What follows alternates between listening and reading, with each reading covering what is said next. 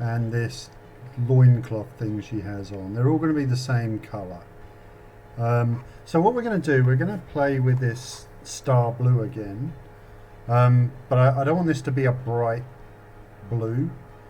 It's going to build up to this blue, but we're going to mix in some burnt umber, so a very sort of muddy brown, and we're going to build the colours up from there. And again here we're going to concentrate very much on this light source coming from here. So we're going to catch all this part of the cloth, mainly this half of the loincloth, and most of this in here. Alright, so we're not going to focus too much around here or around the back. We're just going to try and paint this to the light source.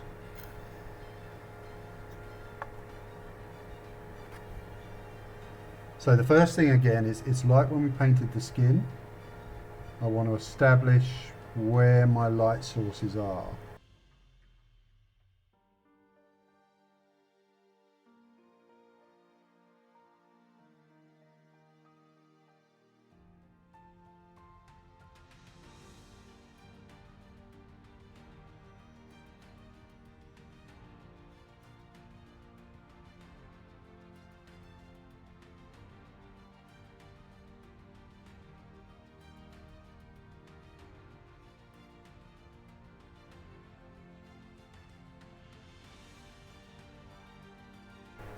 So as you can see, this has gone a sort of greeny colour, which is pretty cool. So it's going to work very well with the blue that we're going to build it up to.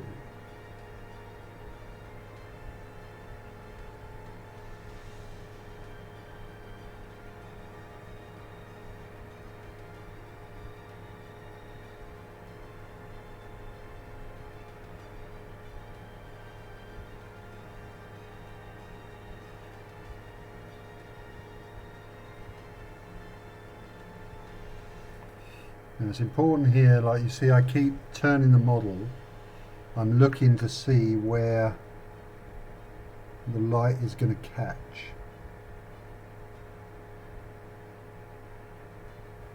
So I want the light source here to look consistent across the model.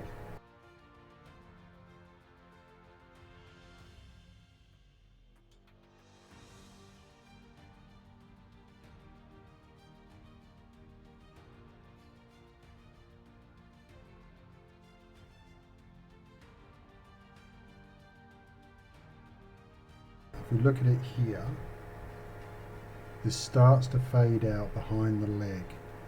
So we're not going to paint this all the way down. We're just going to try and softly transition that into it. And then the inside of here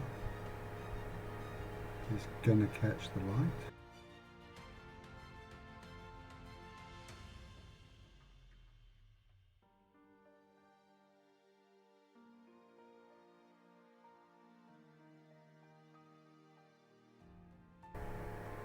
I'm going to put a bit in here, and this is not going to be sin, but it's just for definition.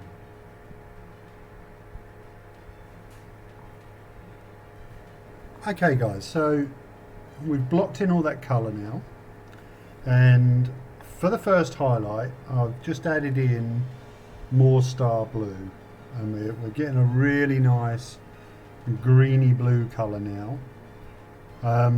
So again, this is about focusing the highlights now on our light source.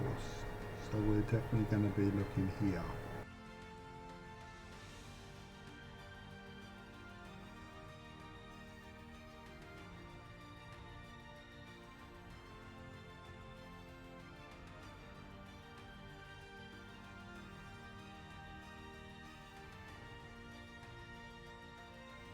So when we look at her from here, or about there, that's what we're going to see in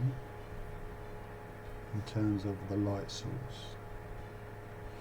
So now we can do the same on her loincloth. I might have to zoom out a little bit. That's not going, that's better. So with our loincloth, we are definitely wanting to focus here and here, and then just on this inside edge.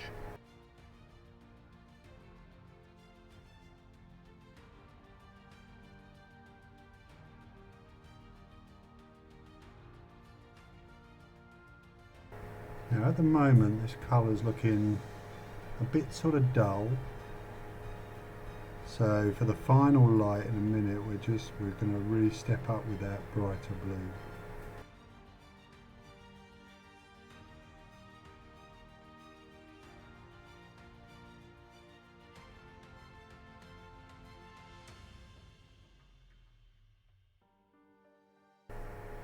Just put a couple of little lines in here because we just want a little bit of definition.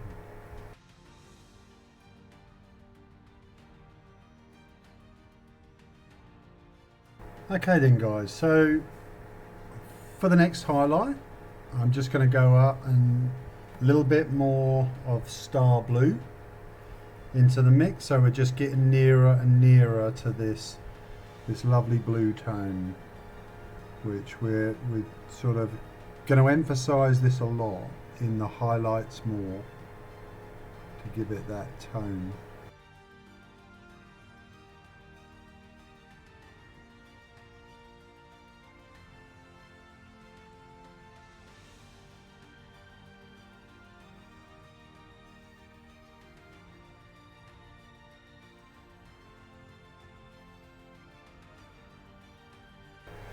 Right, so onto our loincloth.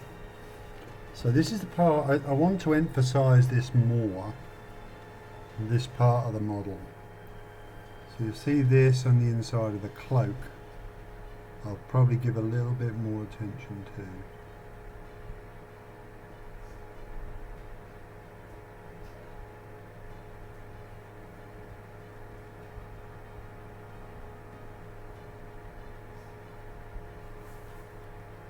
Because I want that blue to read,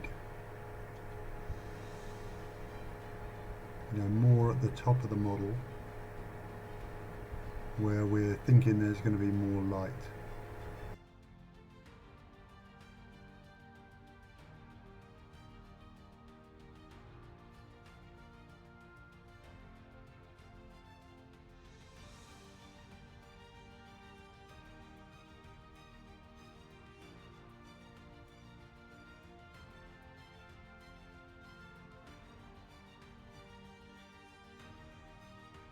Alright then guys then, so for the final highlight I've actually added in something I already had on the palette, which is tan yellow.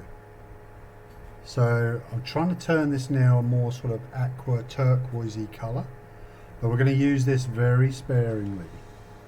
So we want this highlight to really be, a proper highlight, which is just going to pick out some little areas.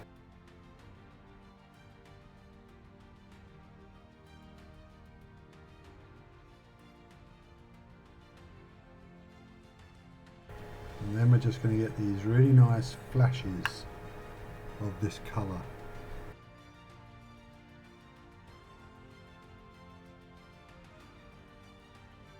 So, again, for her loincloth, I want to really try and just get a couple of these areas on the tops and prominent places.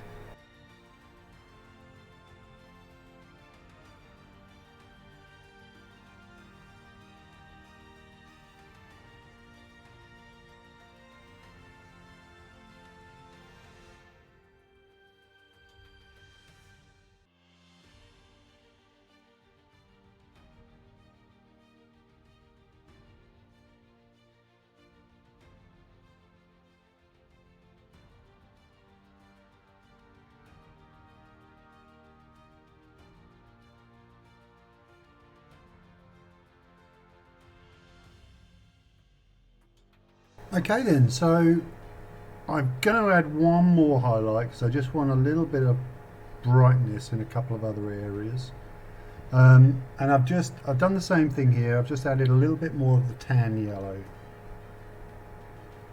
So we're just going to focus this on some very small, crisp highlights.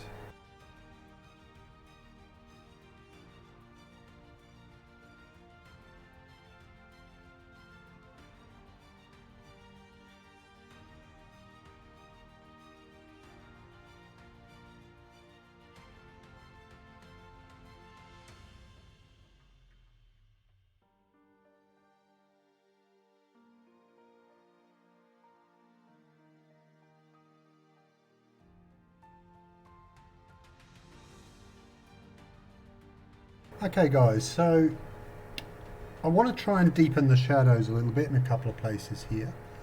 So I've gone back to the original base coat mix we used, or the first mid-tone mix, and I've added in some amethyst blue, which is a very dark sort of purpley tone, and we're just going to try and glaze some shadowy tones into certain parts.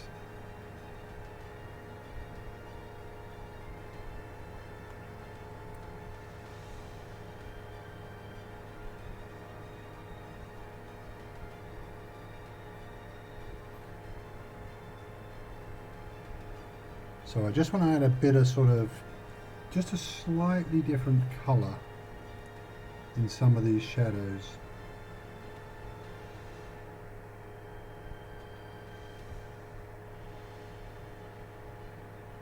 And the purple will work really nice with the colours that we've got and what we're going to use.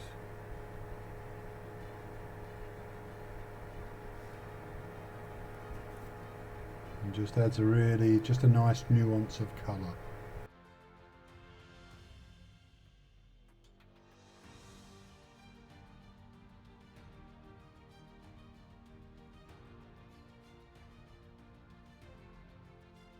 So we're just adding really just some different tones in the shadow areas.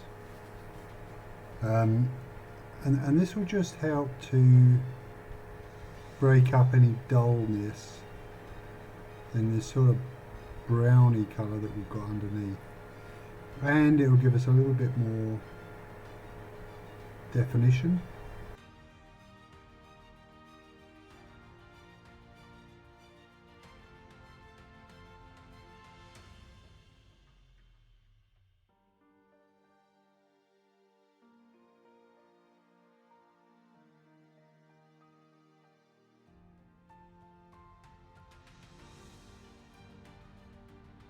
Right, so the last thing I'm going to do here is we're going to go back to our last highlight mix, and I've mixed up a little glaze, which is this sort of consistency.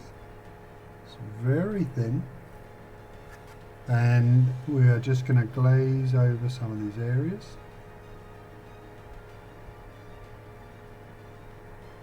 And just to smooth them out a little bit. And try and sort of homogenize some of the colours. So it's really where we've got any sort of, quite strong changes from light to dark. Usually it's going to leave some sort of brush strokes.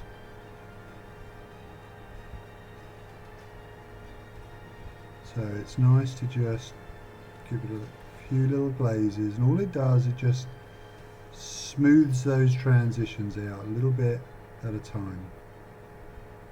Now, it will probably take several passes, but we should end up with a nice smooth finish.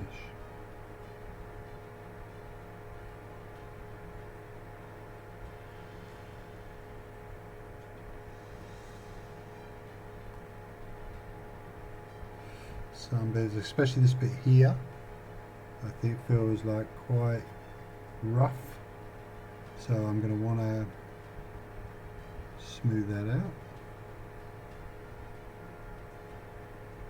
And because this paint's so thin, we can drag it from quite a way outside the highlight, and it's not really going to change the colours too much.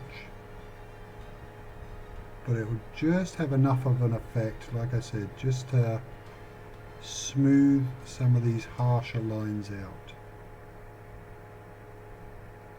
And to be honest, it doesn't take too long once you get doing it, painting a model, because like you see here, I can go over a bit and then move on to another area.